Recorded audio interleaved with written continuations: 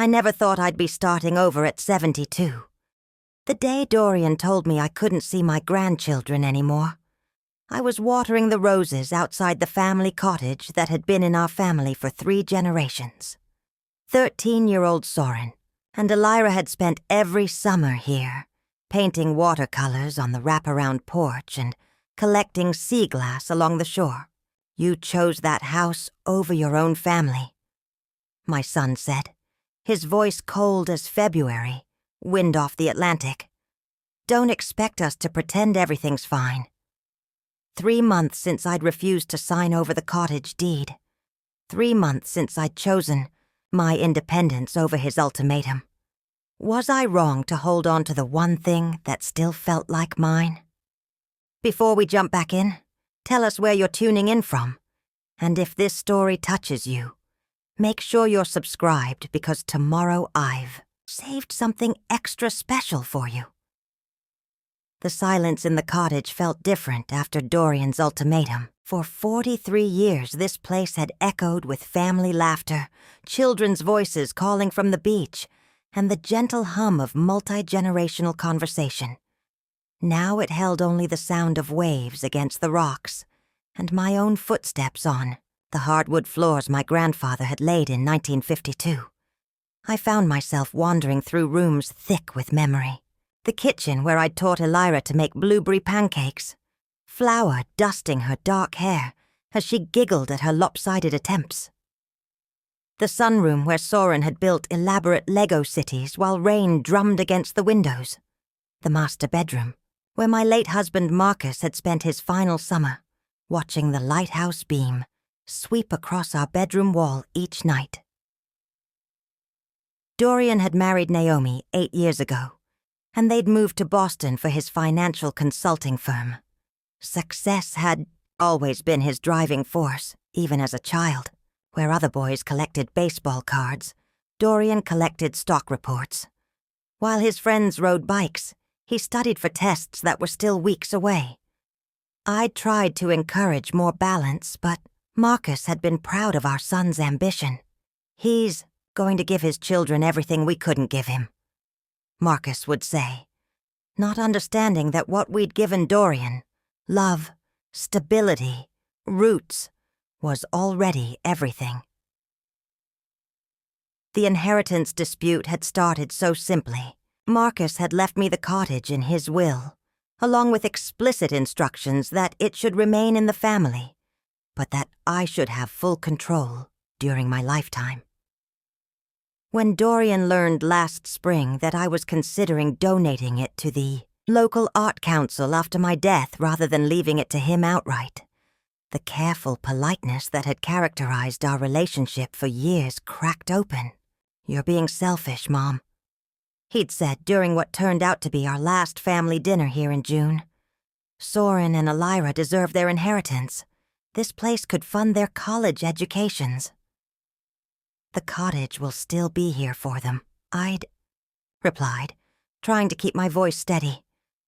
"But I won't sign it over while I'm still living in it. This is my home." That's when he'd presented the ultimatum: sign over the deed, or lose access to the grandchildren.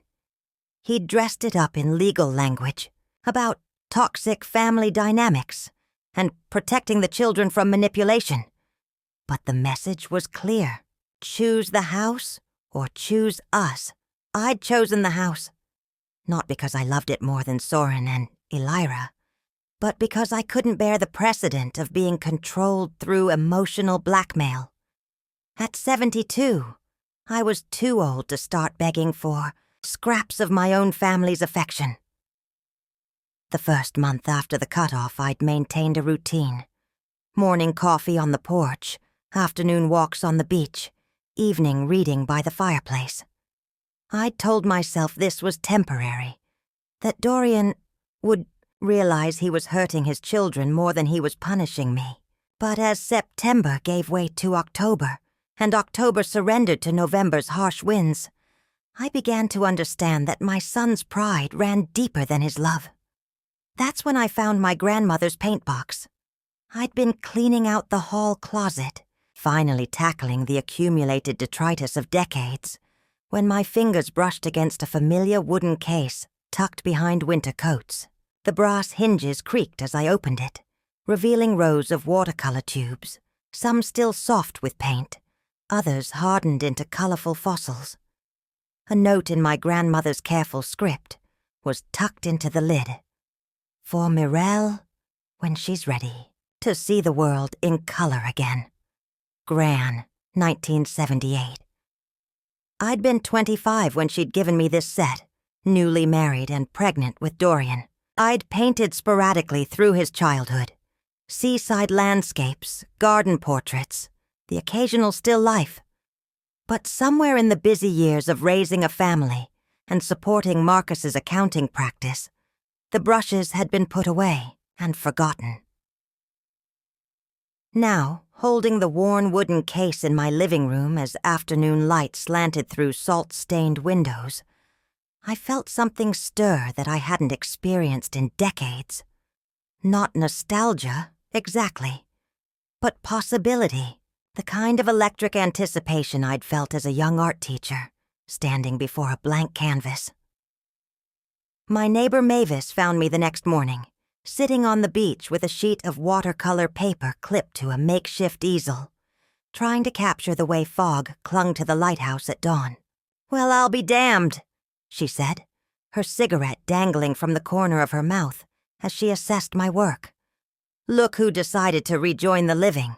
Mavis Crawl had been my closest friend since childhood, though we'd taken radically different paths through life.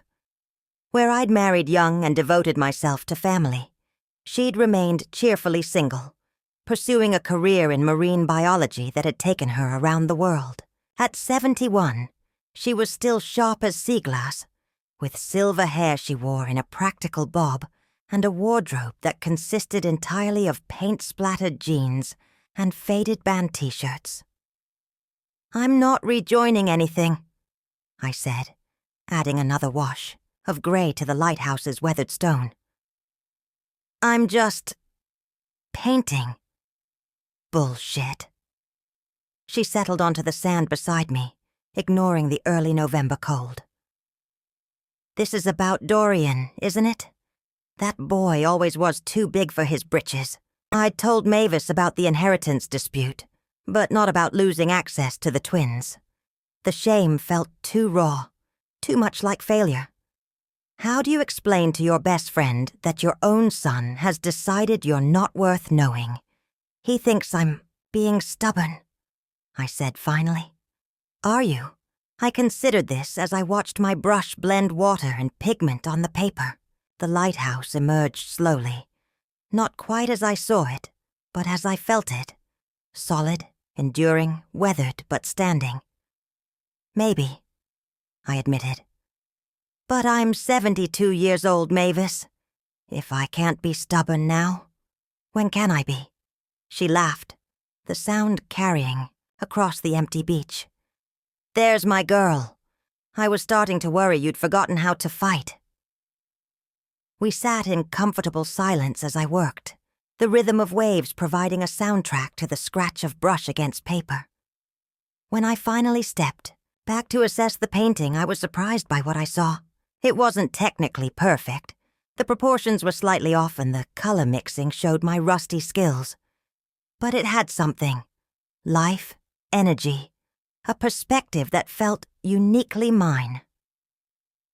"You know," Mavis said, stubbing out her cigarette in the sand, "there's an art class at the community center. Tuesdays and Thursdays. Bunch of old biddies who think they're the next Georgia O'Keeffe. But the instructor's decent. Theo something. Used to run a gallery in Portland before he moved here." "I don't need a class," I said automatically. "Course you don't. You don't need anything, do you, Mirelle? That's always been your problem. Too proud to ask for help, too. Scared to need anything from anybody." Her words stung because they carried truth. I'd spent so many years being the foundation for others. For Marcus during his illness, for Dorian through his ambitious climb to success, that I'd forgotten how to be anything else. Even in my grief over losing access to Soren and Elira, I'd isolated myself rather than reaching out. "The class meets tomorrow," Mavis continued, standing and brushing sand from her jeans. 2:00, if you change your mind about needing something."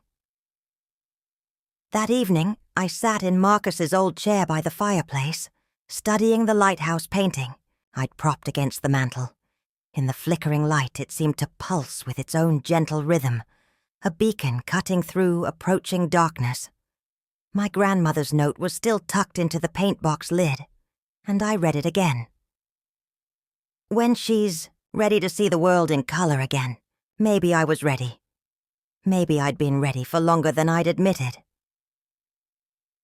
The next Tuesday, I found myself standing outside the Windmere Point Community Center, my grandmother's paint box tucked under my arm, and my heart beating faster than it had in months. Through the window, I could see a circle of easels arranged around a still life setup, a vase of late-season flowers, some fruit, a piece of driftwood. 6 people, most around my age, were already at work. At the front of the room stood a man I didn't recognize, tall and lean with silver hair and paint-stained fingers. He was moving between the easels, offering quiet suggestions, his voice too low for me to hear through the glass. I almost turned around.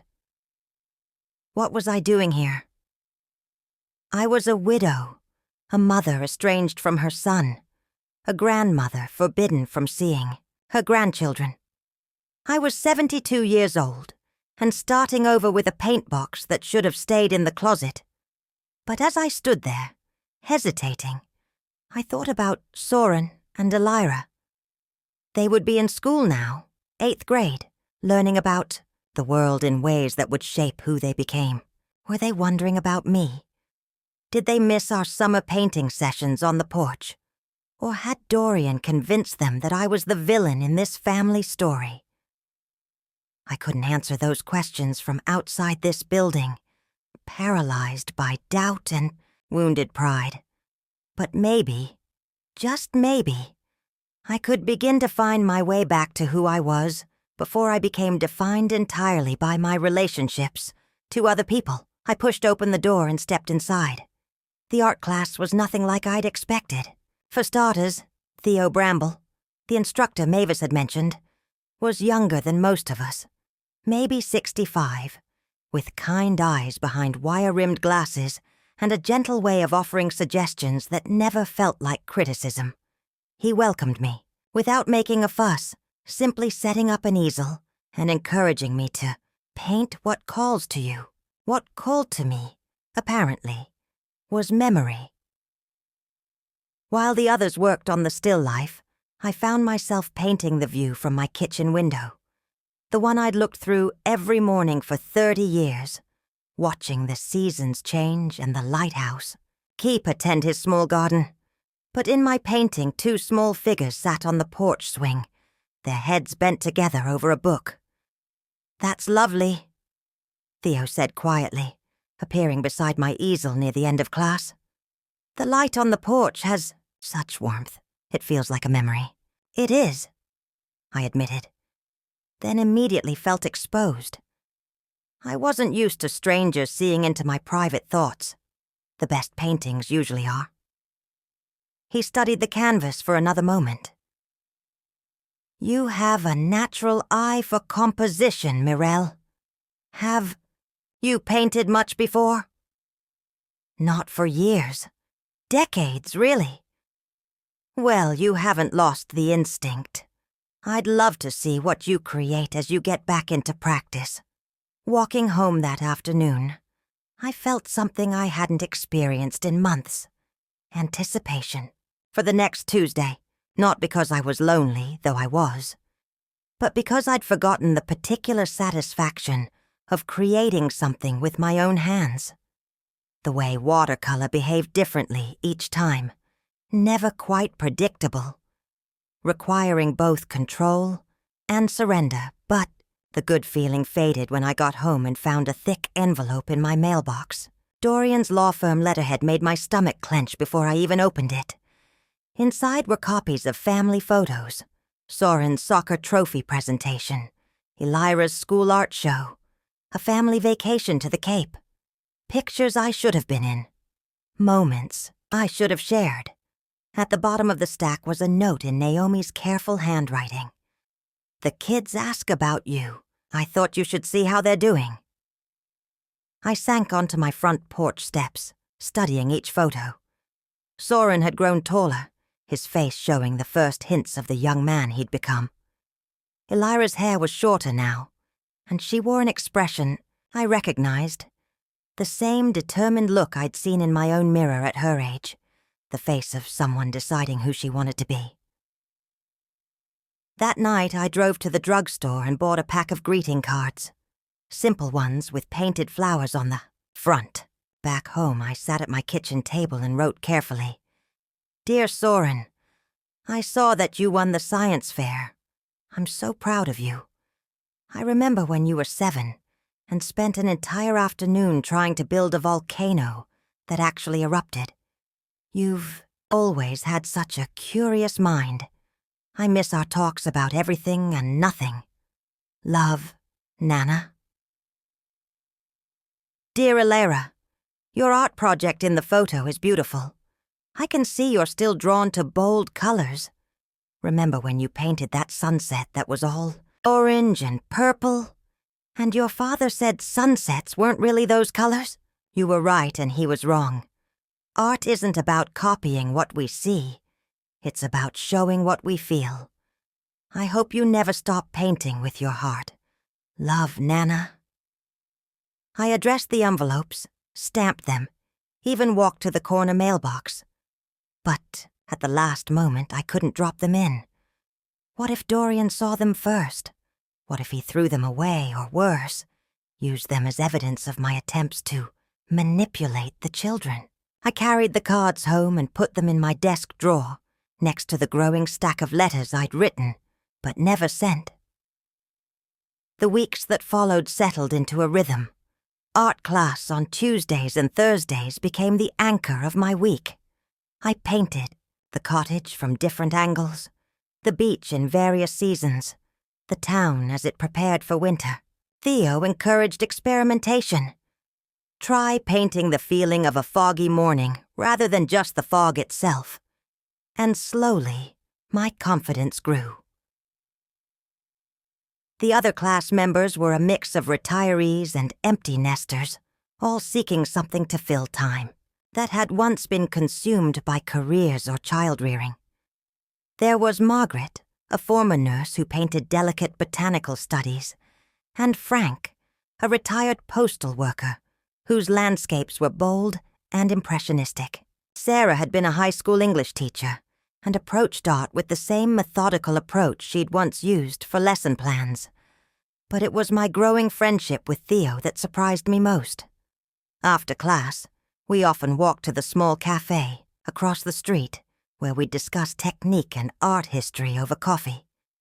He'd moved to Windmere Point 5 years ago after his wife died, leaving behind a successful gallery in Portland to pursue a quieter life.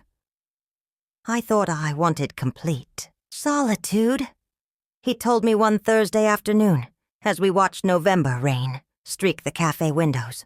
But solitude and isolation are different things. I learned that the hard way. How so? I spent the first year here barely speaking to anyone, convinced myself I was grieving properly, honoring Helen's memory by withdrawing from the world. But grief isn't meant to be a solo journey. We need witnesses to our healing. His words resonated more than I cared to admit. Since Marcus's death 3 years ago, I'd gradually withdrawn from most social connections. The art class was the first time I'd actively sought out new relationships in years. "Do you regret moving here?" I asked. "Not anymore. But I regret the time I wasted thinking I had to heal alone." He studied my face across the small table. "What about you? Do you have regrets?" The question hung between us, laden with implication. I'd told him about Dorian, about losing access to my grandchildren, but only in broad strokes. The shame of the situation made it hard to discuss in detail.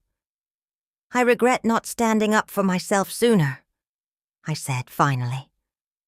"I spent so many years accommodating everyone else's needs that I forgot I was allowed to have my own. And now? Now I'm learning that it's not too late to remember." That conversation lingered with me through the following week. On Tuesday, I arrived at class to find Theo setting up an unusual still life. Not the typical fruit and flowers, but a collection of personal objects. A child's toy car, a faded photograph, a piece of sea glass, a worn leather book. "Today we're painting stories," he announced to the class. "Choose an object that speaks to you, but don't paint what you see. Paint what it represents. Paint the story it tells."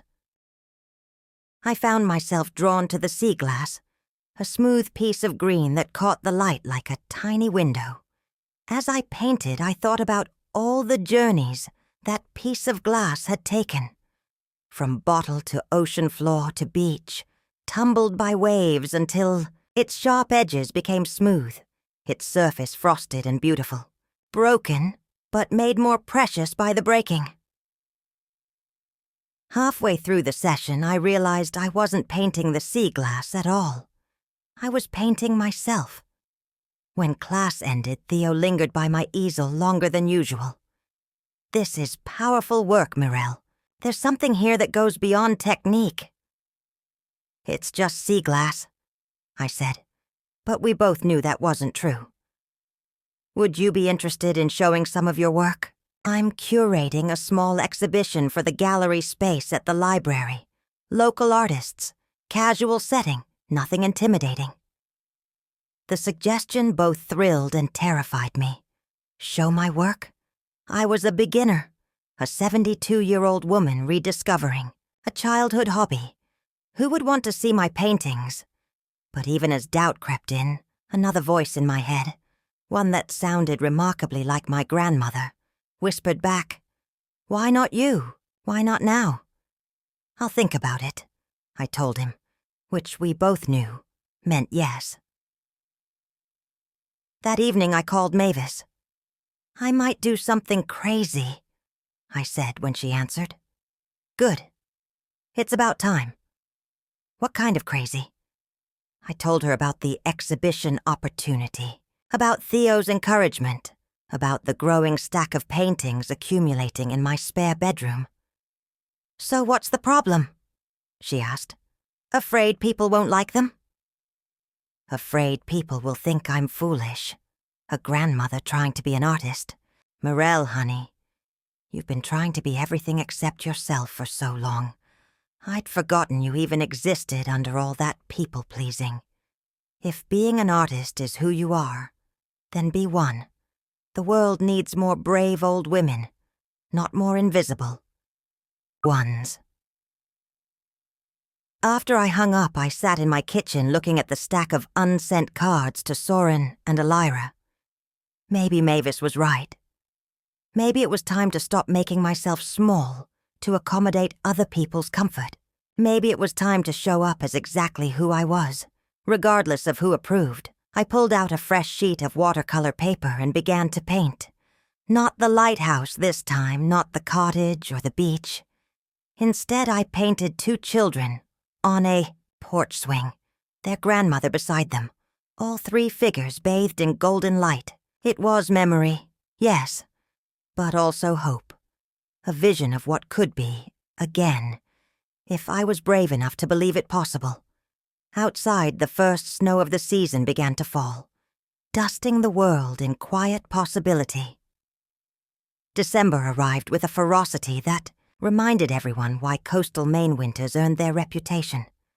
The cottage, built for summer breezes and ocean views, required constant attention to stay warm. I found myself painting by the fireplace, my easel positioned to catch both the natural light from the windows and the warm glow of burning logs. The library exhibition was scheduled for mid-January, and I'd committed to showing 6 pieces. The decision had felt right when I'd said yes to Theo. But now, with the deadline approaching, doubt crept in during the dark afternoon hours. Who was I to think my paintings deserved wall space? What if no one came? What if they did come and hated what they saw? Theo seemed to sense my nervousness during our Thursday class. "You know," he said, settling onto the stool beside my easel. The first time I showed my work publicly, I was convinced I'd made a terrible mistake. I was 28, fresh out of art school, sure that everyone would see through my pretensions. To the fraud I was certain I was. How did it go? Terribly. He laughed. 3 people showed up, including my mother and the gallery owner, who was contractually obligated to be there. I sold nothing. But you know what I learned? I waited. That, showing up, is the only way to find out who you really are as an artist. The work exists whether people see it or not.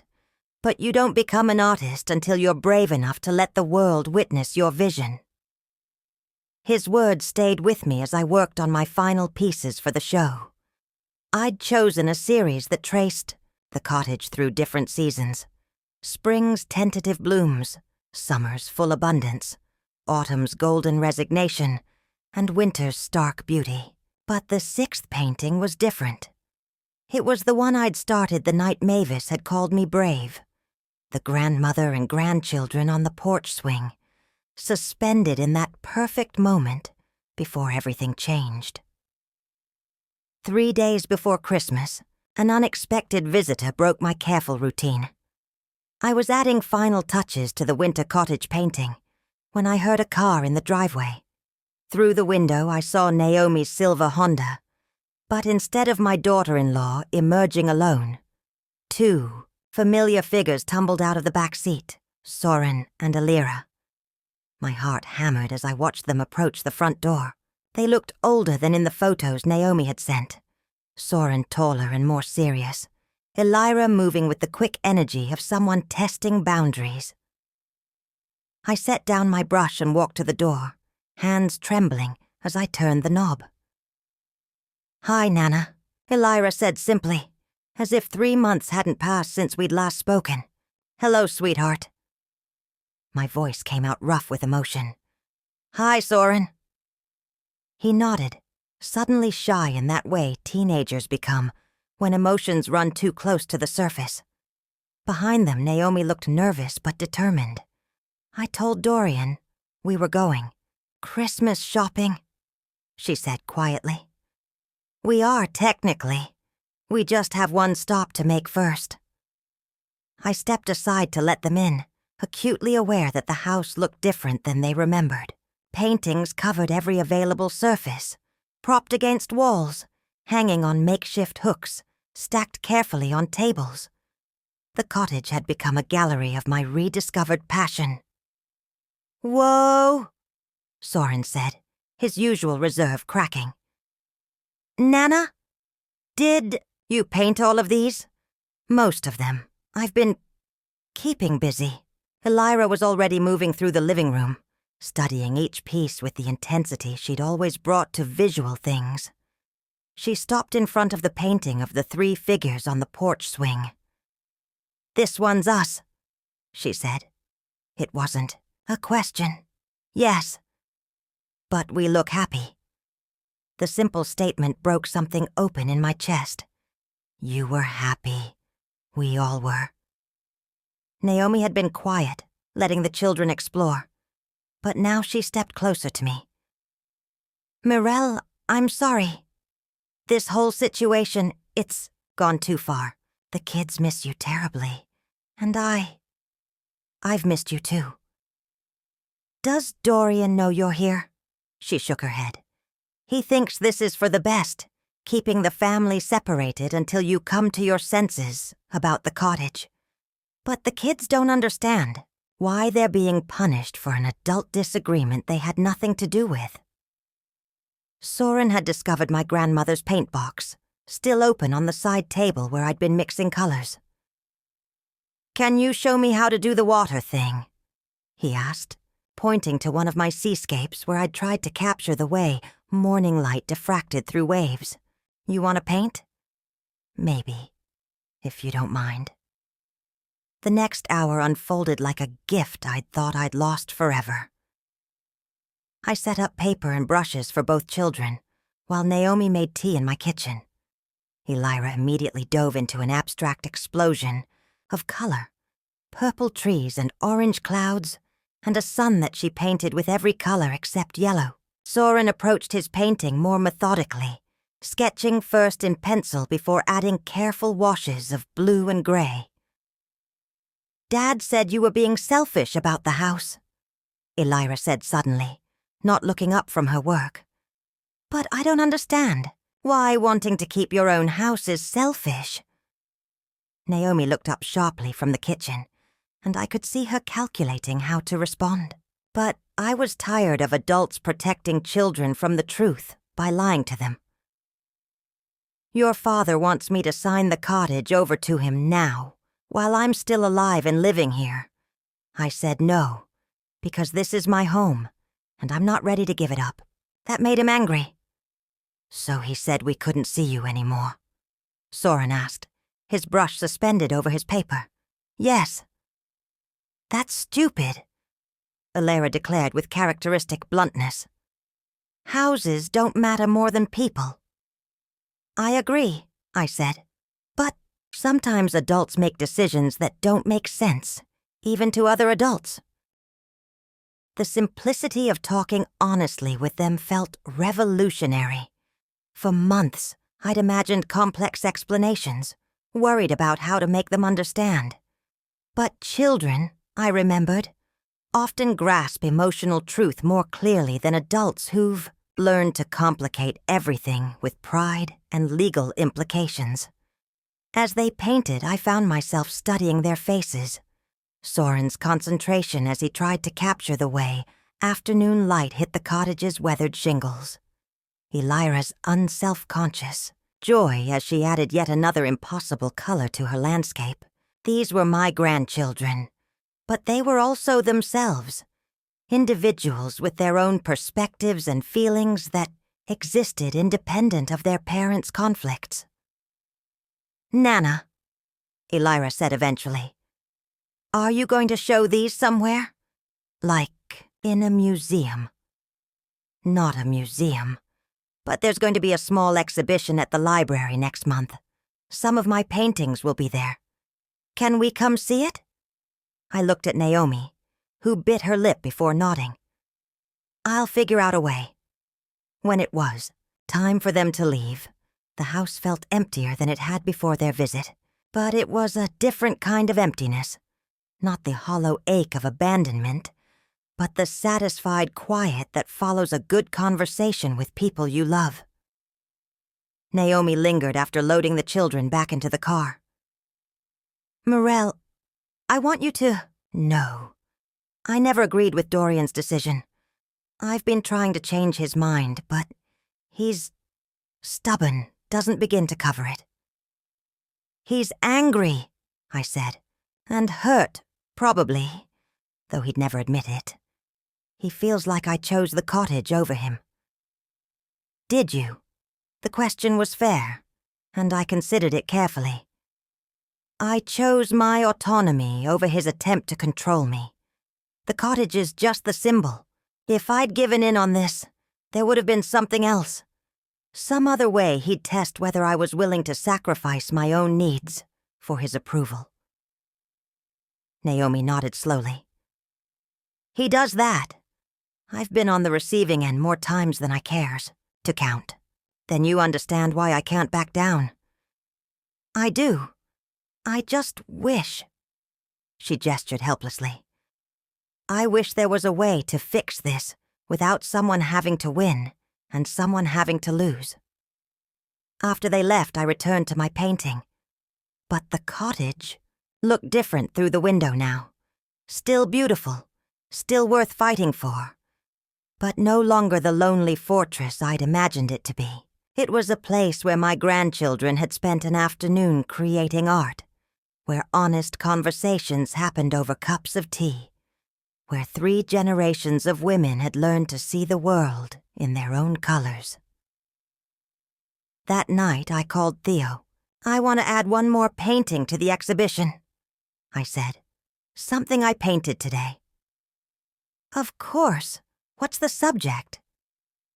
I looked at Elira's wild, joyful landscape, where she'd painted a purple tree with orange roots and a rainbow that included colors that didn't exist in nature.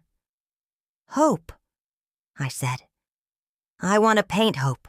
The library exhibition opened on a gray January afternoon, with about as much fanfare as Windmere Point could muster, which was to say very little.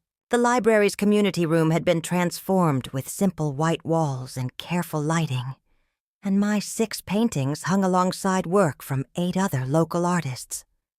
I'd arrived early to help Theo with the setup, my hands shaking slightly, as we positioned each piece. "They look good," he said, stepping back to assess the arrangement. "The cottage series has a lovely progression, and that last one—" He gestured to the painting I'd titled Afternoon Light, the one showing Elira's wild landscape alongside my own, more traditional seascape. "That one has something special. I'd debated including that piece. It felt too personal, too revealing of my family situation. But ultimately, it was the most honest painting I had created, a study in contrasts that somehow achieved harmony, the way 3 generations of women might approach the same subject from entirely different perspectives, yet create something beautiful together. The opening reception was scheduled for 2 to 4 o'clock, and by 1:45, my nerves had progressed from fluttering to full revolt. What if no one came? What if everyone came and hated what they saw?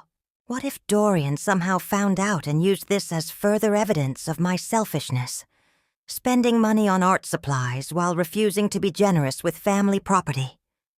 "Breathe," Mavis instructed, appearing at my elbow with a paper cup of what smelled suspiciously like spiked punch. "You look like you're about to pass out." "I might," I admitted. What was I thinking?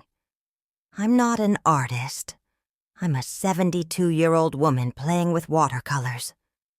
You're a 72-year-old woman who's been hiding her light under a bushel. For decades. About time you let it shine. The first visitors trickled in just after 2. Margaret and Frank from art class, the librarian who'd organized the exhibition space, a few regulars from the cafe where Theo and I often had coffee. But then others began arriving. Former colleagues from my teaching days, neighbors I'd barely spoken to in years, people I recognized from around town but didn't know by name. And at 2:30, Naomi appeared with Soren and Elira in tow. They'd clearly come straight from some other activity. The kids were dressed more formally than usual, and Elira's hair was pulled back in a style that suggested adult intervention. They moved through the exhibition quietly, the children studying each piece with serious attention, while Naomi hung back, clearly nervous about being seen here. I wanted to rush over to them, but Theo caught my arm. "Let them have their moment, with the work first," he murmured. "Art needs space to speak before artists start explaining." So I watched from across the room as my grandchildren encountered my paintings in a public setting. Soren lingered longest at the winter cottage piece, where I tried to capture the way snow simplified the landscape to its essential elements. Elira went straight to Afternoon Light, studying her own wild brushstrokes preserved forever next. To my careful rendering of waves and sky, after a few minutes, she looked up and found my eyes across the room. Her smile was radiant. The afternoon passed in a blur of conversations I'd never expected to have.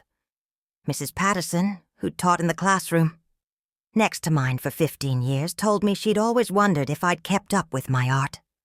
Tom from the hardware store mentioned that he'd watched me painting on the beach sometimes and had been curious about the results. Even Dr. Henley, who delivered Dorian 34 years ago, stopped by to say he'd always known there was more to me than most people saw. But the most surprising visitor arrived just as I was beginning to think the afternoon was winding down. A woman about my age, smartly dressed with silver hair and intelligent eyes, approached the cottage series with a notebook in hand. "Excuse me," she said, turning to find me among the small crowd. "Are you Mirelle Davenport?" "Yes." "I'm Janet Reeves, from the Portland Herald. I do a weekly column on Maine arts and culture. Would you mind if I asked you a few questions about your work?" My first instinct was panic. A real journalist?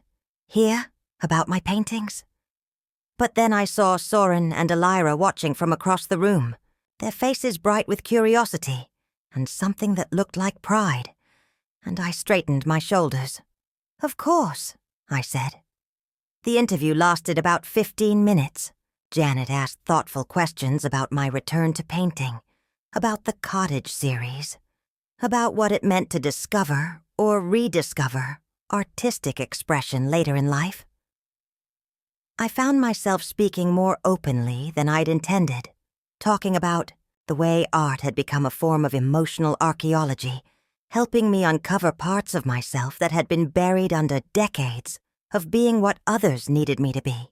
"And this piece," she said, stopping in front of Afternoon Light. "There's something very moving about the juxtaposition between the two painting styles. Could you tell me about your inspiration?" I glanced at Elira, who was listening intently. "Sometimes the most beautiful art comes from combining different perspectives," I said carefully. "Young eyes see things that experienced eyes miss, and experienced eyes understand things that young eyes haven't learned yet. When you put them together, you get something neither could create alone." After the reception ended and the crowd dispersed, Naomi, Soren, and Elira stayed to help with cleanup. The children carefully wrapped my paintings while Naomi and I stacked chairs. "Dad doesn't know we're here," Elira said suddenly, looking up from the painting she was protecting with tissue paper. "I figured that," I replied. "We told him we were going to the movies, which we are after this. So it's not exactly a lie." "Elira," Naomi said quietly, "that's enough." But Soren looked up from his own careful wrapping. "It shouldn't have to be a secret that we want to see our grandmother's art show." The simple statement hung in the air, carrying more weight than his 13 years should have been able to bear. I wanted to scoop both children into my arms and promise them that the adult conflicts swirling around them weren't their fault, that they deserved better than being caught between their father's wounded pride and their grandmother's stubborn independence. Instead, I said, "Thank you for coming. It meant more to me than you can know." That evening, I sat alone in the cottage, with the paintings propped around the living room, trying to process the day. The exhibition had been a success by any measure. More people had attended than I dared hope. The conversations had been meaningful, and I'd even sold 2 pieces, the lighthouse painting from my first day back at art, and one of the cottage, series to a couple from Portland who'd driven down specifically for the show. But beyond the external validation, something deeper had shifted. For the first time in years, I'd been seen as myself, not as Marcus's widow, not as Dorian's mother, not as Soren and Elira's grandmother, but as Mirelle, an artist, a woman with her own vision and voice. 3 days later, Janet Reeves's column appeared in the Portland Herald. I walked to the town square newsstand with my heart in my throat, expecting a polite paragraph buried among other cultural events. Instead, I found a half-page article with a photograph of me standing next to the cottage series, titled, "Late Bloomer, Windmere Point Artist, Finds Her Voice at 72. The article was thoughtful and generous, describing my work as emotionally resonant and technically assured despite the artist's recent return to the medium, but it was the final paragraph that stopped my breath. Davenport's paintings capture something essential about the Maine coast that goes beyond scenic beauty. They reveal the way places hold our stories, the way memory and landscape intertwine to create meaning. Her cottage series isn't just a documentation of seasonal change. It's a meditation on endurance, on the way some things remain constant while everything around them shifts. In Afternoon Light, she achieves something remarkable, a visual conversation between generations that speaks to the possibility of finding new perspectives without abandoning wisdom. This is art that comes from a life fully lived and honestly examined. I read the article 3 times before folding the paper carefully and walking home. Halfway there, my phone rang. Mavis. Well, well, well, she said without preamble. Looks like somebody's famous. Hardly famous. It's just a local paper. Honey, the Portland Herald goes to half of Maine. This is bigger than you think. She was right. Over the next few days, my phone rang constantly. Gallery owners from Portland and Freeport called to ask about future shows. Art teachers from schools across the region wanted to know if I'd be interested in guest lectures. A crafts collective in Camden invited me to join their summer studio tour. Most surprising of all, I received a call from someone at the Maine Arts Commission about a grant program for artists over 65. We've been looking for someone to feature in our second act campaign, the woman said. Your story is exactly what we're trying to highlight. The idea that creativity doesn't have an expiration date. But the call that mattered most came on a Thursday evening, just as I was settling down with a cup of tea and a book. The caller ID showed Naomi's number, but the voice was Elira's. Telling and preparing this story took us a lot of time, so if you are enjoying it, subscribe to our channel. It means a lot to us. Now back to the story.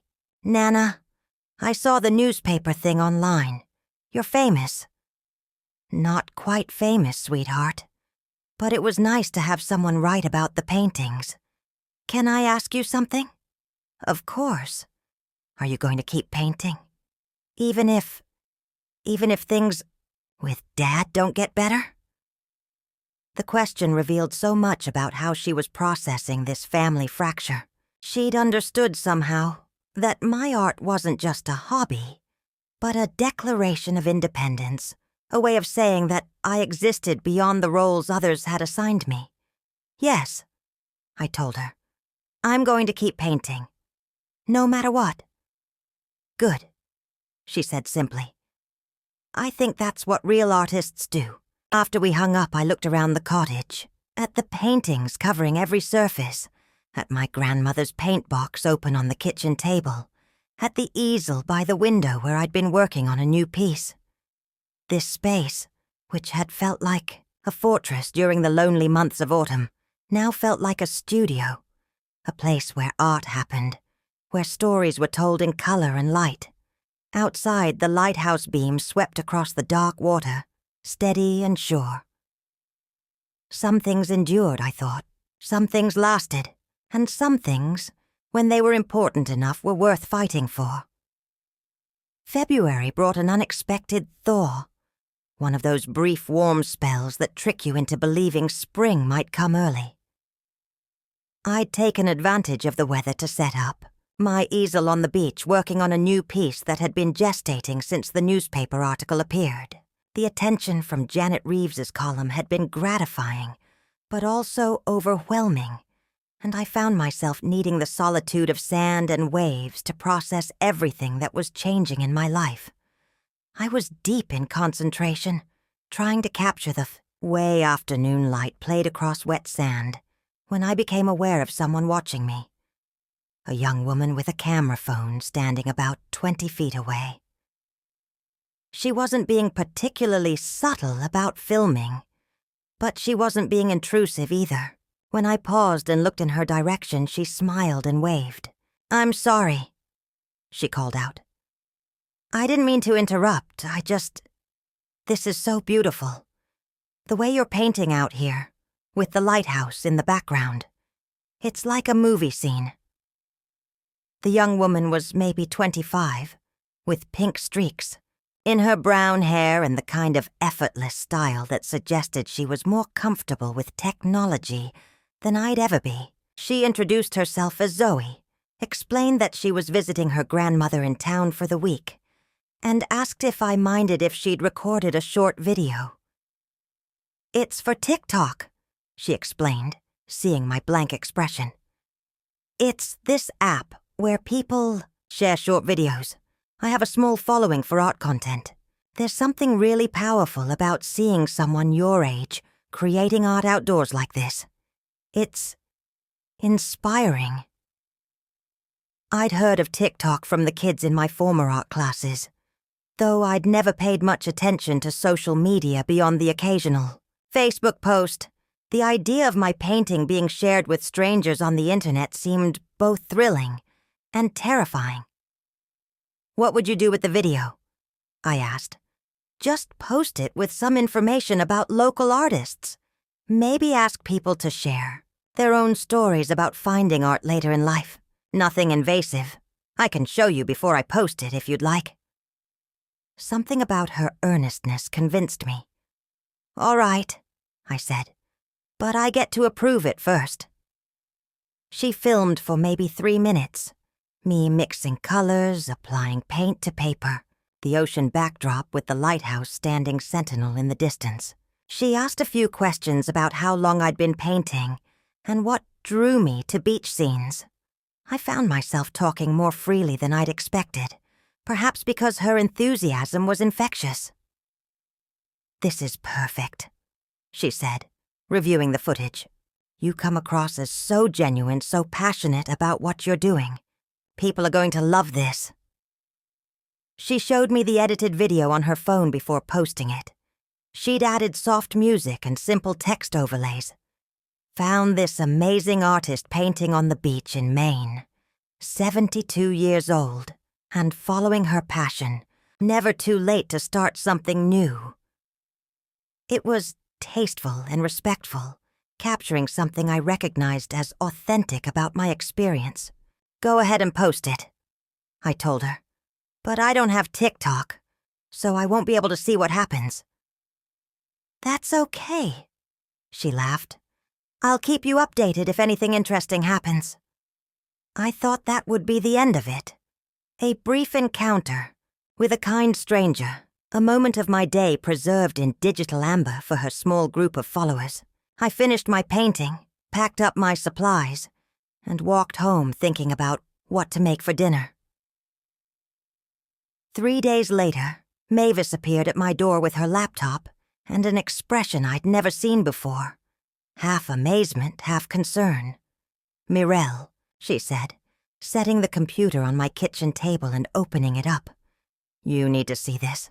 The TikTok video that Zoe had made was displayed on the screen, but the numbers underneath it made no sense to me. 2.3 million views, 847,000 likes, 43,000 comments. What does this mean? I asked. It means you've gone viral, honey. This video has been seen by over 2 million people in 3 days. Mavis scrolled through some of the comments, reading them aloud. This gives me hope for my own future. My grandmother would have loved this. Starting art classes tomorrow because of this video. She's painting my childhood. I grew up near a lighthouse, too. But there were other comments that made my chest tight with recognition. Haven't spoken to my family in 2 years over money. But this reminds me what's really important. Wish my kids understood that I'm still a person with dreams. Some of us are late bloomers, and that's okay. There's more, Mavis said, switching to another browser tab. The Portland Herald article got picked up by some bigger papers after this video went viral. There's a piece in the Boston Globe, something in USA Today. They're calling you Maine's viral grandma artist. The surreal nature of the situation hit me in waves. Strangers around the world were watching me paint on a beach in Windermere Point. People were sharing their own stories of late-life discovery in response to a 3-minute video of my Tuesday afternoon. My small act of personal rebellion, choosing art over accommodation, had somehow become part of a larger conversation about aging, creativity, and second chances. That evening my phone rang. Naomi's number again, but this time it was Soren. "Nana, you're famous on the internet," he said without preamble. "My friend Jake sent me this video of you painting, and I was like, that's my grandmother. Chan, and he was like, no way, that's the viral beach artist lady. It has like millions of views." "So I've been told," I said. "I'm still trying to understand what that means." "It means people think you're cool." And they're right. The sweetness, in his voice, the pride, made my throat tight with emotion. "Thank you, sweetheart." "Can I ask you something? Do you think Dad knows about the video?" "I don't know. Do you think he's seen it?" "Probably." Mom showed it to us at dinner, and Dad was sitting right there. He didn't say anything, but he got that look he gets when he's thinking hard about something. After we hung up, I sat in my living room surrounded by paintings. Some from the library exhibition, others new pieces I'd been working on as commissions started coming in. The cottage felt different than it had 6 months ago. Less like a refuge and more like a base of operations.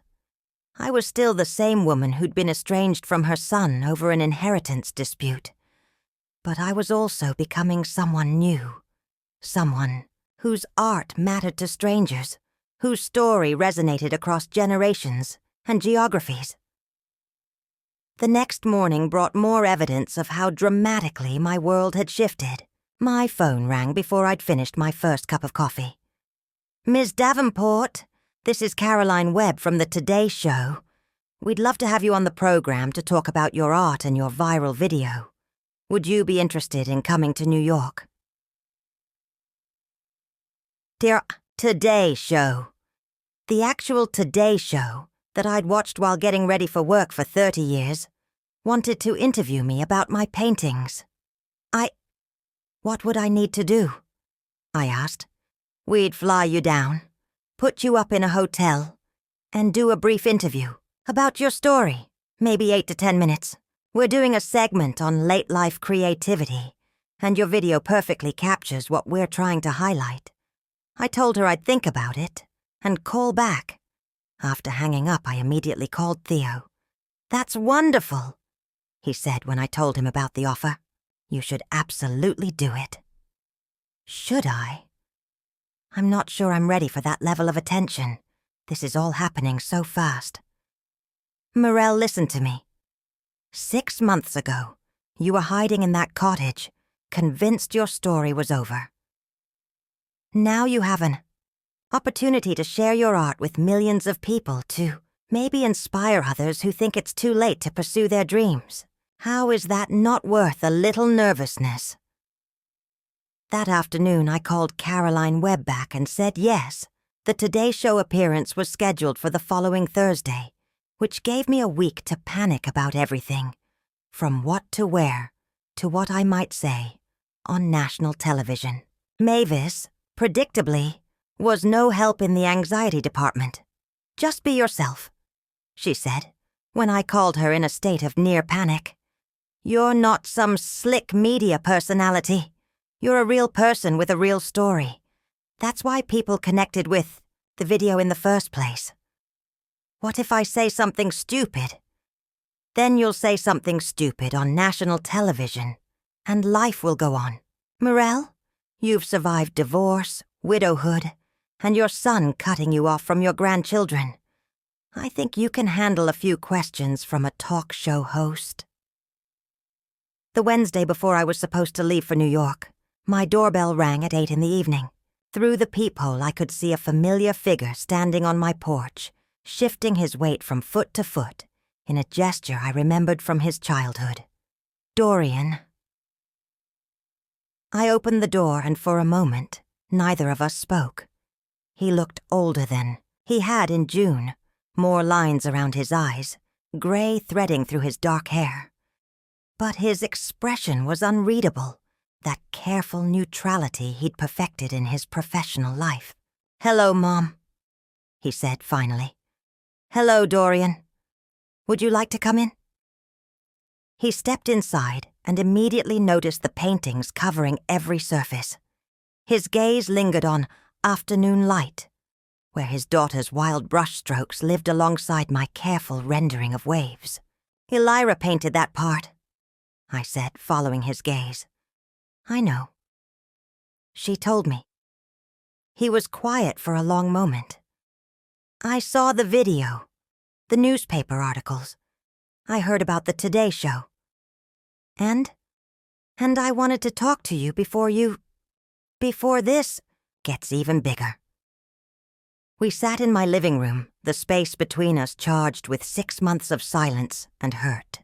I waited for him to speak first, unwilling to make this easier for him than it had been for me. "I never intended for this to go on so long," he said finally. "The thing with the kids, I mean. I thought you'd change your mind about the cottage once you realized what it was costing you. But I didn't." "No, you didn't." He looked around at the paintings again. "I didn't know you were still interested in art. You never mentioned it." "I wasn't still interested. I became interested again. After you cut me off from my grandchildren, I had to find something to fill the time." The bluntness of my statement made him flinch, but I wasn't interested in softening the truth for his comfort. "Mom, I want to fix this. Before tomorrow. Before the interview. I don't want our family business aired on national television." "What exactly do you want to fix, Dorian?" "The situation with the kids. They miss you. She's been making it clear that she thinks I was wrong to cut off contact." "And what do you think?" He was quiet for so long that I thought he might not answer. When he finally spoke, his voice was rough with something that might have been shame. "I think I was trying to control something I had no right to control. I think I was angry that you didn't need my approval or permission to make decisions about your own life. And I think I used the kids as weapons in a fight that should have stayed between us."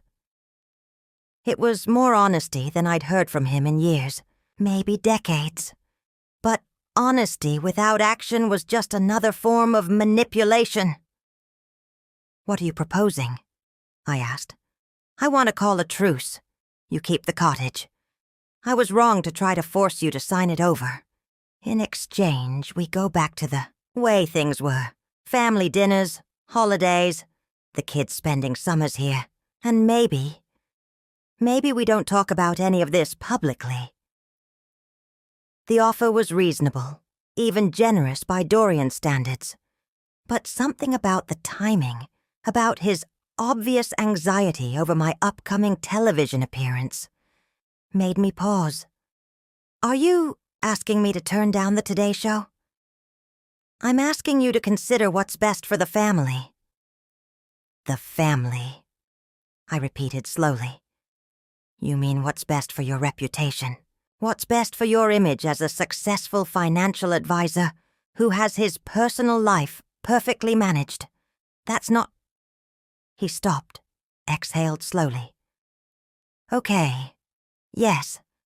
This video, these articles, they've raised questions among my clients, people wondering about my family situation, whether I can be trusted to manage their money if I can't manage my own relationships."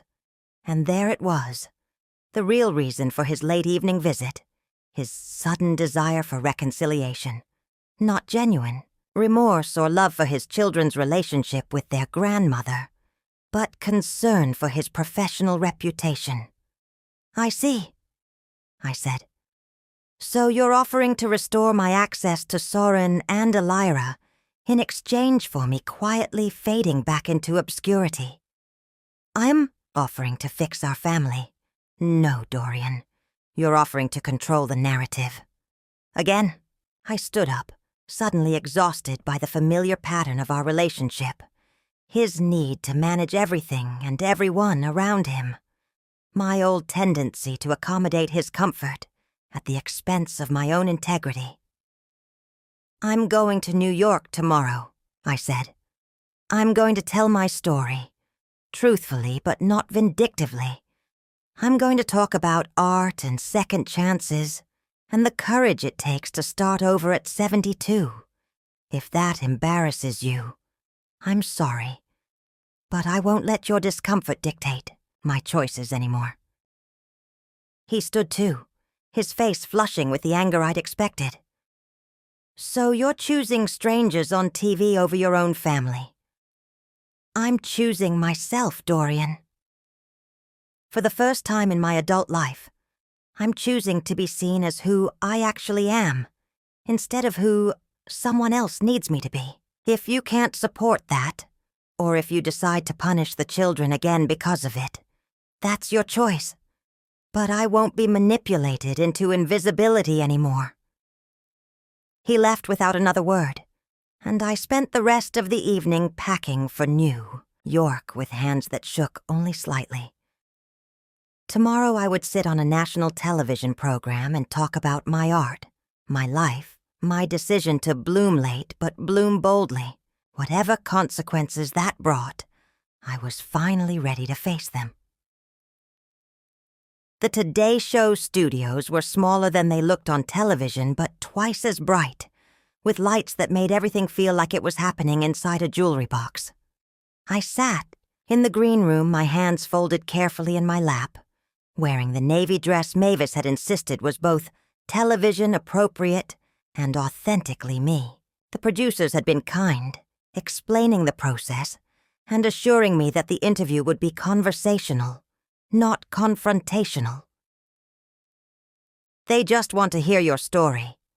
The segment producer, a young woman named Katie, had explained during our pre-interview call. How you rediscovered art, what the viral video has meant to you, what you'd say to other people who think it's too late to pursue their dreams. Now, sitting under the studio lights across from Hoda Kotb, those questions felt both simpler and more complex than they had when we discussed them over the phone. So, Mirelle, Hoda began, her warmth immediately evident. 6 months ago, you were living quietly in your family cottage in Maine. Now you're here talking to us about a video that's been viewed over 4 million times. How does that feel? Surreal, I said honestly. I was just painting on the beach because it was a beautiful day. I had no idea that someone would film it, much less that it would reach so many people. But it wasn't just the painting that resonated with people, was it? It was your story. You're 72. You'd taken a long break from art, and you decided to pursue it seriously again. What prompted that decision? This was the moment I'd been nervous about. How to tell the truth without turning the interview into a family exposé. But looking at Hoda's encouraging expression, I realized the truth didn't require betraying anyone's privacy. I reached a point where I had to choose between accommodating other people's expectations and honoring my own needs, I said. For most of my adult life, I'd been focused on being what others needed me to be. A good wife, a supportive mother, a helpful teacher. Those are important roles. But somewhere along the way, I'd forgotten that I was also allowed to be myself. And what does being yourself look like? It looks like standing at an easel on a beach at 7 a.m, trying to capture the way fog moves across water. It looks like showing my work in public, even though I'm terrified people won't like it. It looks like saying yes to opportunities that scare me, like this interview, because the alternative is staying small to make others comfortable. Hoda leaned forward slightly. You mentioned in your pre-interview that there were some family challenges around this decision. Can you talk about that?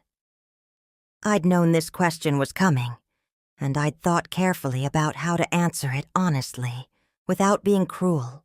When you decide to change your life at 72, not everyone understands or supports that choice, I said.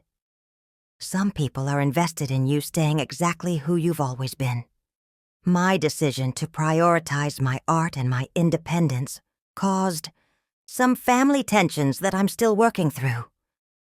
Are there people watching today who might be dealing with similar situations?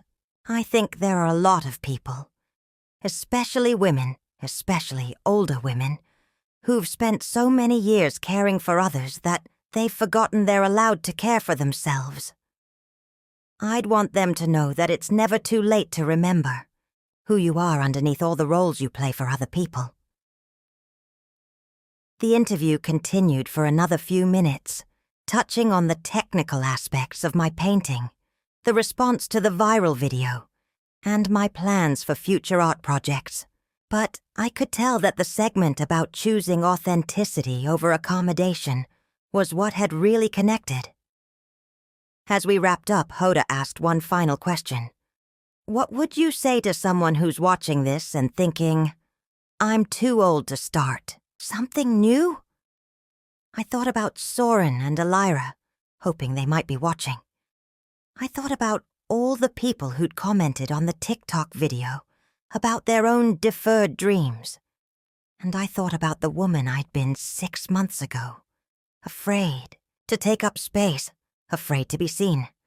I'd say that age is just data, I said. It tells you how many years you've been alive, but it doesn't determine how many years you have left to become who you're meant to be. The question isn't whether you're too old to start something new. The question is whether you're brave enough to try. The producers seemed pleased with the interview, and several people stopped me as I left the studio to say that the segment had been powerful, that it would resonate with their viewers. But the response that mattered most came the next evening, when I was back home in Windmere Point. Elira called just as I was setting up my easel for some evening painting. Nana, I saw you on TV, she said, her voice bright with excitement. You were so good. You looked like a real artist. I am a real artist, sweetheart. I know, but I mean, you looked like you knew it, like you believed it. Her observation was more perceptive than she probably realized. For the first time, I had felt like an artist during that interview. Not an amateur trying on a new identity, but someone who had earned the right to claim that title. Did your parents watch it too? Mom did. She said you were brave. Dad... She paused, and I could hear her choosing her words carefully. Dad watched it, but he didn't say anything. But he's been thinking a lot lately. You can tell when he gets that wrinkly line between his eyebrows. That weekend, the phone calls started again. More galleries interested in showing my work. An invitation to be featured in AIRP's magazine. A craft publisher asking if I'd consider writing a book about returning to art later in life. But the most unexpected call came on Monday morning. Ms. Davenport? This is Rebecca Martinez from the Maine Arts Commission. We spoke briefly after your library exhibition about our second ACT campaign. We'd like to offer you something rather special. The opportunity she described was beyond anything I'd imagined. The Maine Arts Commission wanted to sponsor a solo exhibition of my work at the Portland Museum of Art, paired with a documentary film about late-life creativity that would feature my story prominently. It would be a 6-month exhibition, with programming and events designed to encourage older adults to explore their own artistic interests. The timing would be perfect, Rebecca explained. We're planning for a fall opening, which would give you the summer to create new work specifically for the show, and the documentary crew would follow your process, capturing the journey from conception to installation. A solo exhibition at a real museum, A documentary film. My art, my story, reaching people across the state and beyond. 6 months ago, I'd been a lonely widow afraid to leave her cottage for an art class. Now I was being offered a platform I'd never dared to dream of. "I'll need some time to think about it," I said, though my heart was already racing with possibility. Of course. But Mirelle. May I call you Mirelle? I want you to know that what you've accomplished already is remarkable. You've shown people that creativity doesn't have an expiration date, that it's never too late to discover or rediscover who you are. That's exactly the message our campaign is trying to share. After I hung up, I walked out to the porch where Soren and Elira had painted last December. The cottage looked different in the spring light, less like a fortress and more like a launching pad. Everything I'd fought to keep. My home, my independence, my right to make my own choices, had become the foundation for something larger than I'd imagined possible. That afternoon, Theo stopped by with coffee and pastries from the cafe, ostensibly to congratulate me on the Today Show appearance, but really, I suspected, to gauge my reaction to all the attention. "You seem surprisingly calm for someone who's become an internet sensation," he said, settling into one of the porch chairs. "Do I? I feel like I'm living in someone else's life. But you're handling it well. Not everyone would be able to navigate sudden fame with such grace." "Is that what this is? Fame?" "A version of it. Your story has touched something universal. The idea that it's never too late to become who you're meant to be. That's powerful medicine for a lot of people." We sat quietly for a while, watching the waves and enjoying the unseasonably warm afternoon. Then Theo asked the question I'd been avoiding thinking about. "What about Dorian? Has he reached out since the interview?" "No, but I didn't expect him to. I think he was hoping I'd fade back into obscurity, and instead I'm becoming more visible than ever." "Do you miss him? The relationship you used to have?" It was a fair question, and one I'd been grappling with as my life expanded in directions I'd never anticipated. "I miss the son I thought I had," I said finally. "But I'm not sure that person ever existed, or if I just projected my hopes onto him for so long that I couldn't see who he really was. The man who would cut his children off from their grandmother over a property dispute, who would try to manipulate me into turning down opportunities because they might embarrass him. I'm not sure I ever really knew that person at all. And the grandchildren? I love them completely, and I'd do anything to have them in my life regularly. But I won't sacrifice my integrity or my future to appease their father's need for control. If that makes me selfish, then maybe it's time I learned to be a little selfish." The next morning brought a surprise that changed everything. I was in my kitchen making coffee and planning my day around a new painting I wanted to start, when I heard a car in the driveway. Through the window, I saw Naomi's Honda. But this time, Dorian was in the passenger seat. My heart started beating faster as I watched them approach the front door. Together, but with careful space between them, like people who'd called a temporary truce without resolving the underlying conflict. The knock came softly, almost hesitant.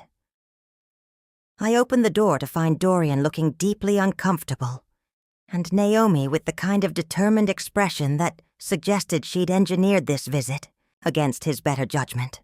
"Hello," I said carefully. "Hi, Mom," Dorian said.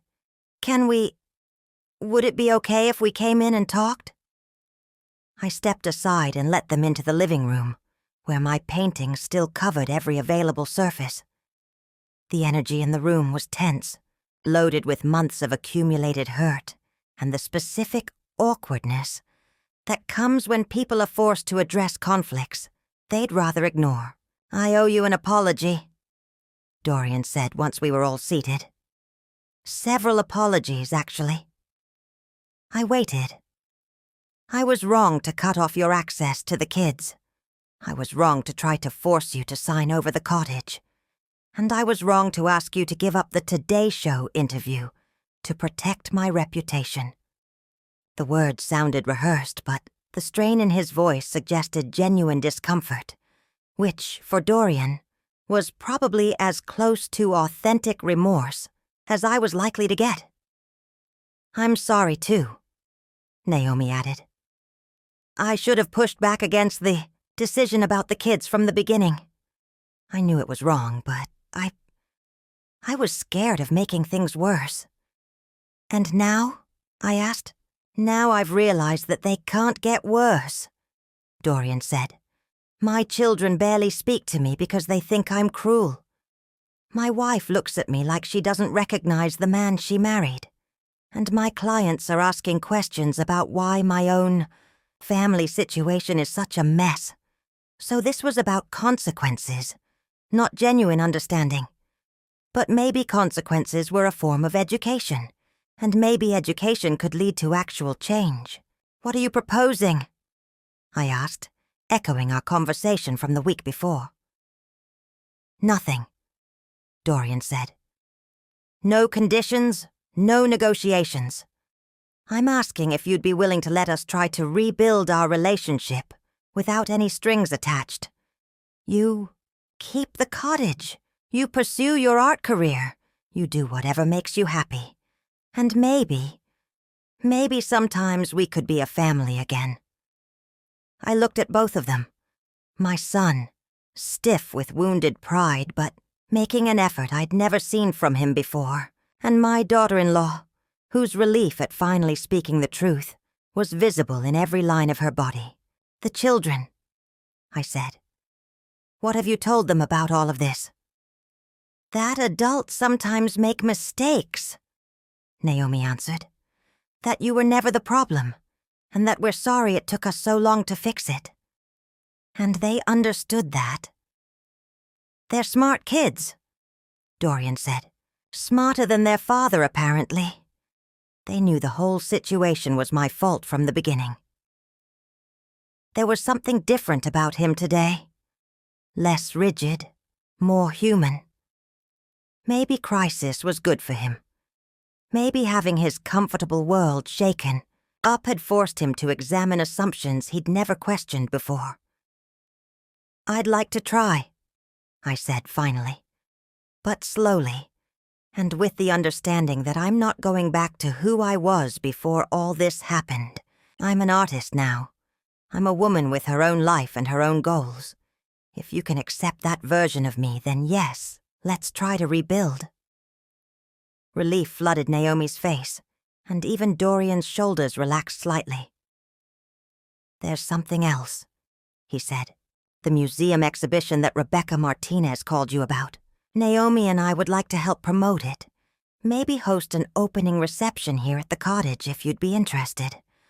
I know it won't fix everything between us, but I'd like to try to be proud of what you've accomplished, instead of threatened by it.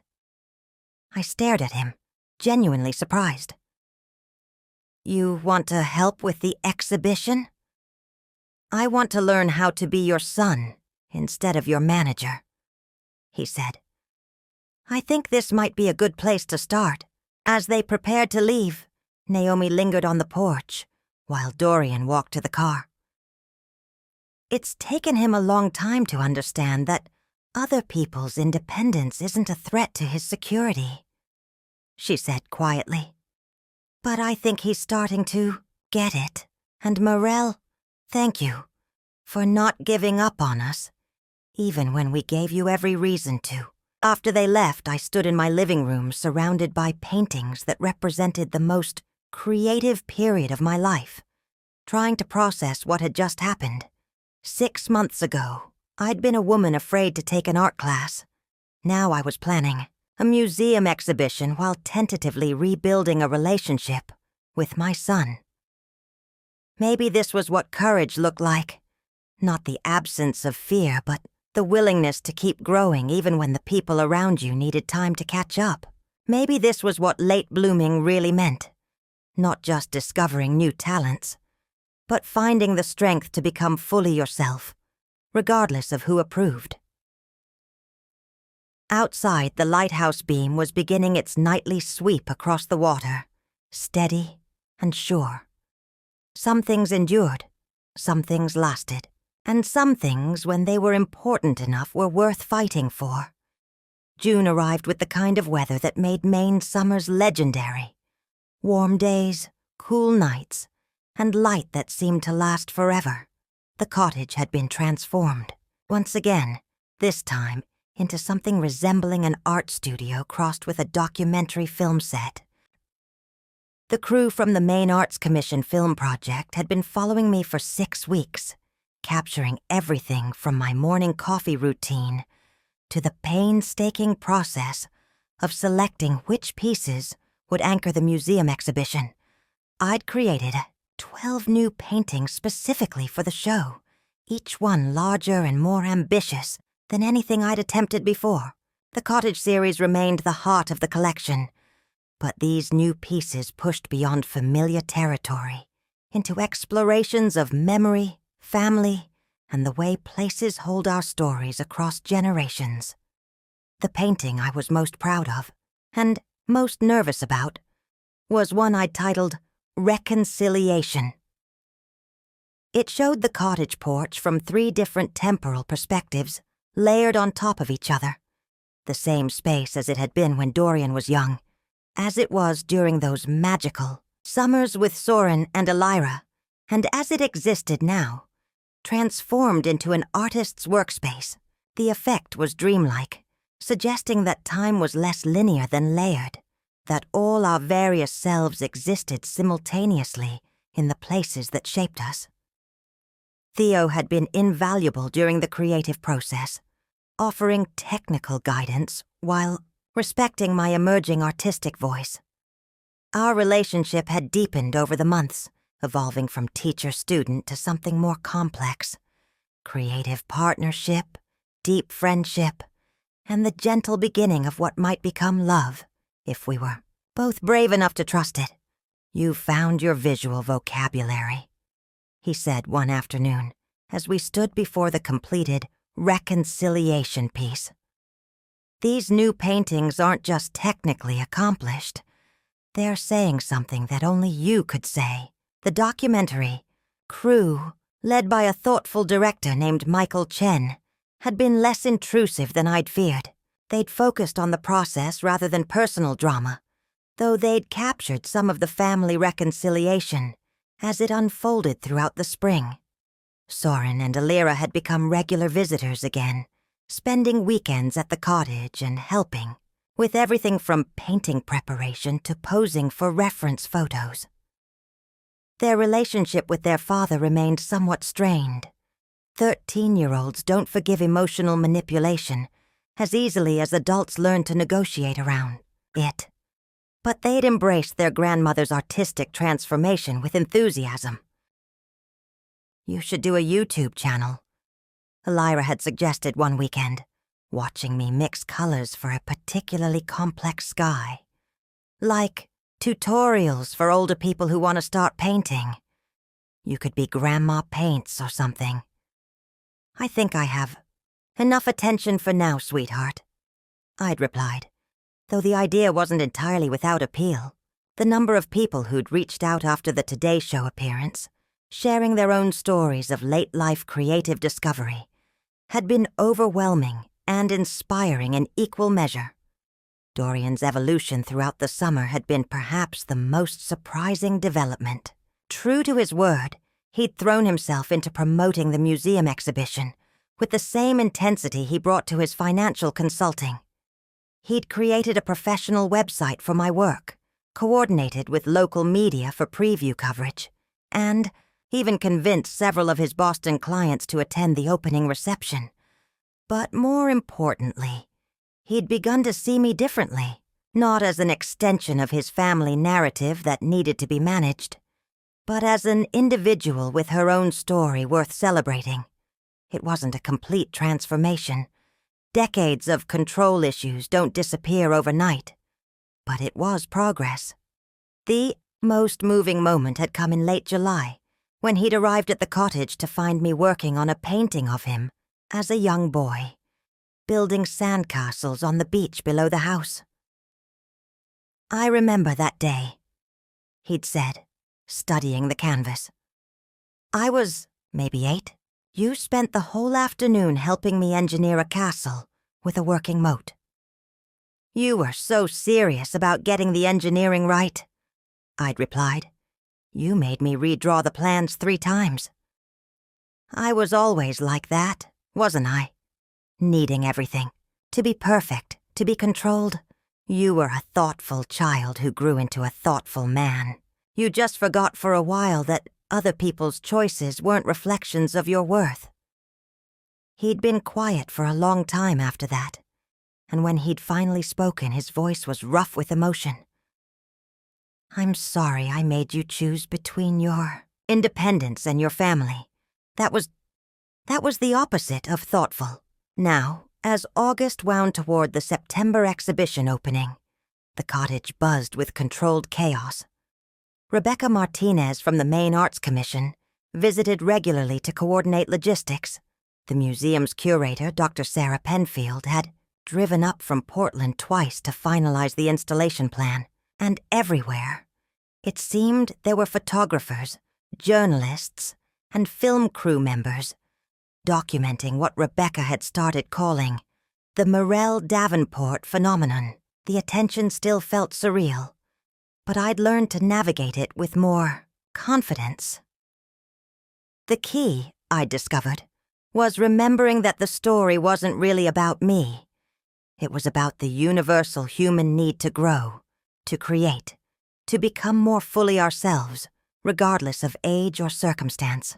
I'd simply become a visible example of what was possible. 3 weeks before the opening, Naomi arrived with an unexpected proposal. "The kids want to contribute something to the exhibition," she said, settling into one of the porch chairs where we'd taken to holding our family planning sessions. "Not their own artwork. They know this is your show. But something that honors what you've taught them about creativity and courage," she explained their idea. A collaborative piece where Soren would write a short essay about what he'd learned from watching his grandmother's artistic journey, while Elira would create a visual response to one of my paintings. The museum had agreed to display it as part of the exhibition's community engagement component. They want to show people that your influence extends beyond your own work, Naomi said. That you've taught them something important about what it means to be brave. I was touched by the proposal, but also concerned about putting the children in a public spotlight they hadn't asked for. "Are you sure this is what they want?" I asked. "Not something Dorian suggested to improve the family's image?" "This is entirely their idea," Naomi assured me. "Actually, Dorian was worried about exactly what you're worried about, whether it was appropriate to involve them. But they're old enough to make this choice, and they want to be part of celebrating what you've accomplished." The week before the exhibition opening, the cottage was featured in Down East magazine as part of a larger story about Maine's arts renaissance. The photographer had captured the space beautifully, the paintings propped against every available surface, the easel by the window, where morning light streamed across works in progress, the comfortable chaos of a working artist's studio. But my favorite photo from the shoot showed something unplanned. Elira and me working side by side at the kitchen table, she on her exhibition piece while I painted final details on one of my submissions. Our heads were bent together in concentration, our hands moving with similar gestures as we worked. The caption read, "3 generations of creativity, passing artistic courage from grandmother to granddaughter." The night before the exhibition opening, I couldn't sleep. I wandered through the cottage, looking at the paintings that would soon hang in a real museum. trying to reconcile the magnitude of what was happening with the simplicity of how it had started. 6 months ago, I'd been a lonely widow painting on the beach to fill empty hours. Tomorrow, hundreds of people would gather to celebrate work that had emerged from that solitude. At 2 a.m, I gave up on sleep and made coffee, settling on the porch with a cup and the exhibition catalog that had arrived the day before. My artist's statement, which I'd agonized over for weeks, was printed on heavy paper alongside professional photographs of my work. Art has taught me that it's never too late to discover who you've always been, underneath who you thought you had to be. These paintings emerged from a period of profound change in my life, when I had to choose between accommodating others' expectations and honoring my own voice. What I've learned is that courage isn't the absence of fear. It's the decision to grow anyway, to create anyway, to become fully yourself anyway. If these works inspire even one person to pick up a brush, to take a class, to try something new at an age when society suggests we should be settling into invisibility, then they've served their highest purpose. Reading it again in the pre-dawn, quiet, I felt satisfied with what I'd tried to express. The statement was honest without being bitter, hopeful without being naive. It acknowledged the personal cost of choosing authenticity while celebrating the rewards. As sunrise began to paint the sky in soft pastels, Mavis arrived with a thermos of coffee and her characteristic morning gruffness. "Couldn't sleep either?" she asked, settling into the chair beside me. "Too much excitement, I think. Or too much reality hitting you at once." She poured coffee from her thermos and studied my face. "You know what you've done, don't you? You've shown an entire generation of women that it's not too late to matter." "I just painted some pictures, Mavis." "Bullshit. You staged a revolution. A quiet one, but a revolution nonetheless. You refused to disappear when everyone expected you to fade into irrelevance. That's radical behavior for a 72-year-old woman." As we sat watching the lighthouse beam fade into morning light, I thought about all the choices that had led to this moment. The decision to keep the cottage, to take an art class, to show my work publicly, to appear on national television, to accept a museum exhibition. Each choice had felt small in the moment, but had accumulated into something transformative. Later that morning, Theo arrived to drive me to Portland for the exhibition opening. He'd been nervous about the event too, not just as my friend and romantic interest, but as someone who'd played a crucial role in my artistic development. "Ready?" he asked, loading the last of my personal items into his car. I looked back at the cottage one more time. My sanctuary, my studio, my launching pad into a life I'd never imagined possible.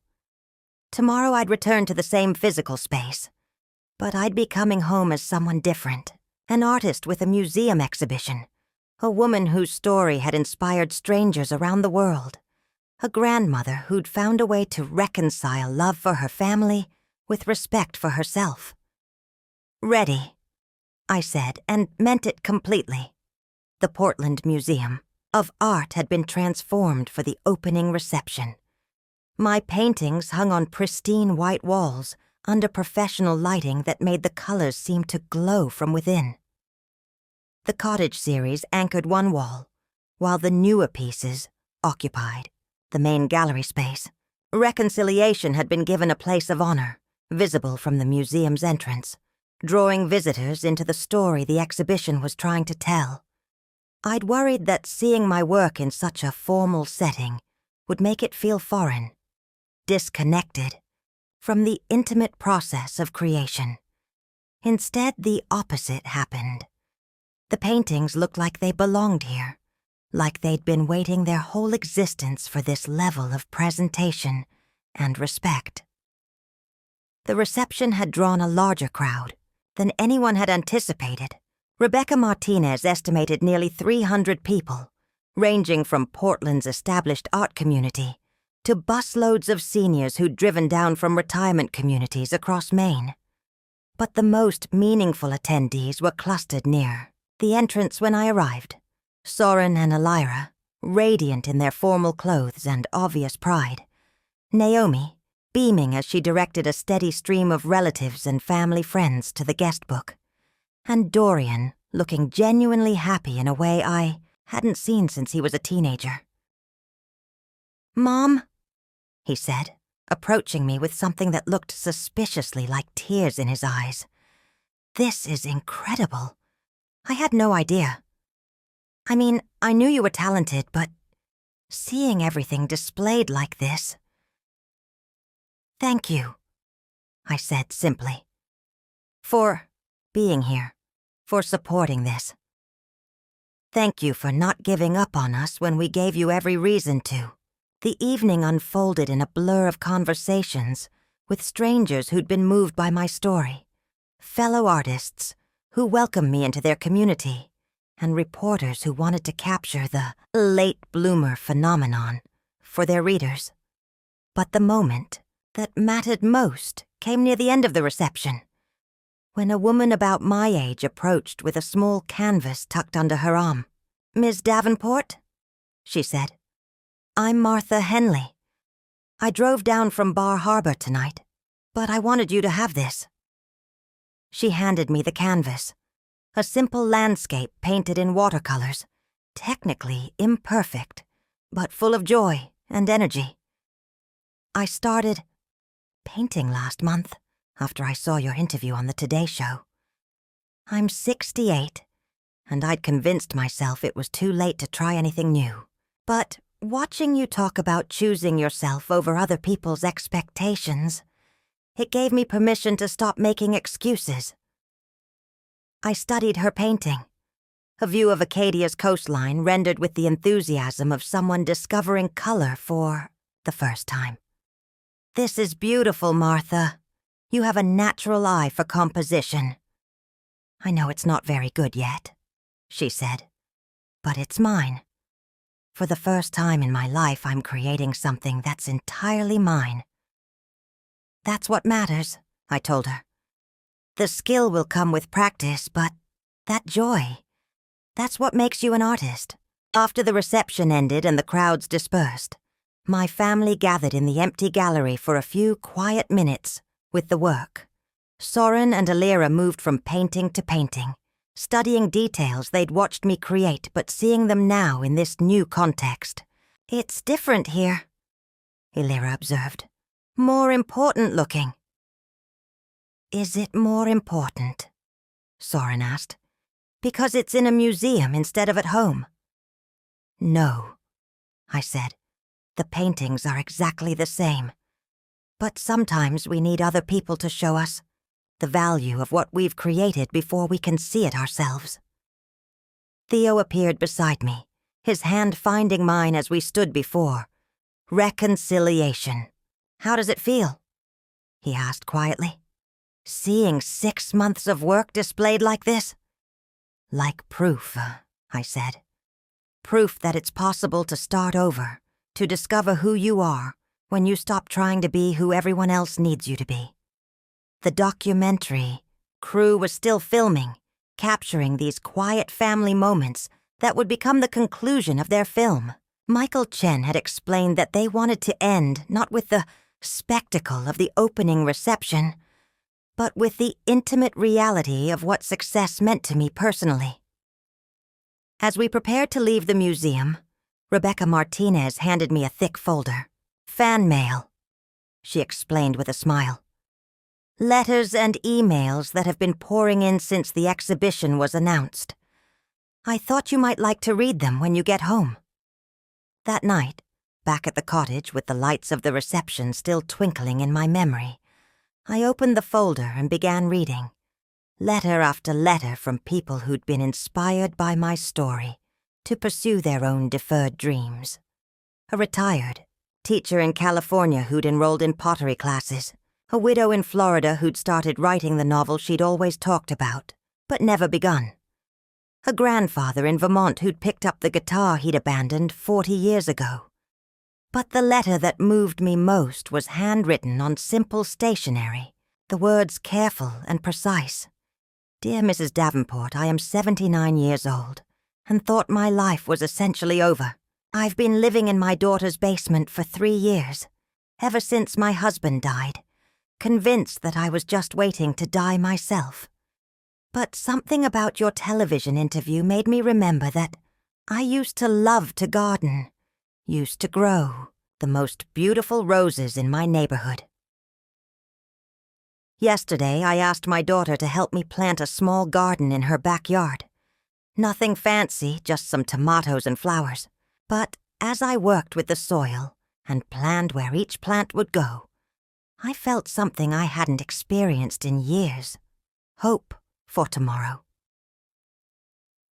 You probably don't realize it, but you've given permission to an entire generation of people to remember that we're still alive, still capable of growth and beauty and contribution. Thank you for showing us that it's never too late to bloom. With gratitude, Eleanor Marsh. I set the letter down and walked to the window, looking out at the cottage garden, where my grandmother had once grown the same varieties of roses that Eleanor was probably planting in her daughter's backyard. The connections between women, between generations, between stories of courage, passed from one person to another. It was all part of the same web of human resilience that my paintings had somehow tapped into. The next morning brought a call from Caroline Webb at the Today Show. Mirelle, the response to your exhibition coverage has been overwhelming. We'd love to have you back on the program to talk about what's happened since your first interview. But for the first time since this journey began, I found myself hesitating. The attention had been gratifying, the platform meaningful, the opportunities beyond what I'd ever dreamed possible. But what I wanted most now was to return to the work itself, to the quiet satisfaction of mixing colors and applying paint to paper, to the meditative rhythm of creation that had started this entire adventure. Thank you, I told Caroline. But I think I'm ready to step back from the spotlight for a while. I have paintings to create and a life to live. After I hung up, I set up my easel on the porch, where Soren and Elira had painted their first uncertain landscapes just 8 months ago. The cottage looked exactly the same as it had before the exhibition, before the viral video, before the family reconciliation.